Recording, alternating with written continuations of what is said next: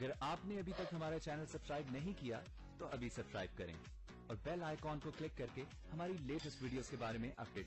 अस्सलाम वालेकुम, हमारे चैनल में खुश आमदीद। ज़रनगार जो कि पहले से हसद में जल रही होती है कि ज़रा ख़ान पहले ताजवर और निसा से मोहब्बत करता है। जब ताजवर से जान छूट गई तो अब निसा के पास जाके रहना शुरू कर देता है।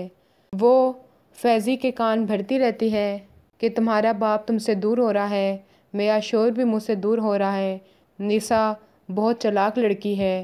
पहले उसकी माँ ने मेरे शोहर को काबू किया, अब उसकी बेटी ने काबू किया है। फैज़ी और बाप की मोहब्बत किसी और के लिए देखकर बहुत गुस्से में आ जाता है और ठान लेता है कि वो अब निसा को मार के ही रहेगा।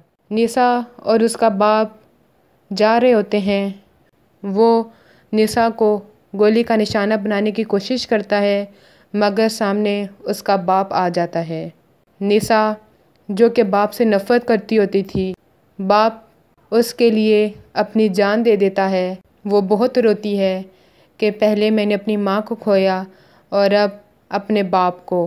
फैज़ी को पुलिस पकड़ के ले जाती है, उसको जेल में बंद कर देती है, उसको उम्र कैद की सज़ा हो जाती है। ज़रनगार जो कि हसद में जल रही होती है, जब देखती है कि उसका शौहर हस्पताल में है और उसका बेटा जेल में है, वो आकर निसा से माफ़ी मांगती है कि ये सब उसका किया धरा है।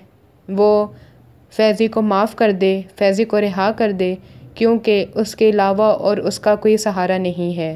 फज़जात जो कि निसा से वापस ताल्लुक़ जोड़ना चाहता है मगर निसा सारा कसूरवार फज़जात को ही समझती है और उससे तलाक लेने के लिए कोर्ट तक भी चली जाती है।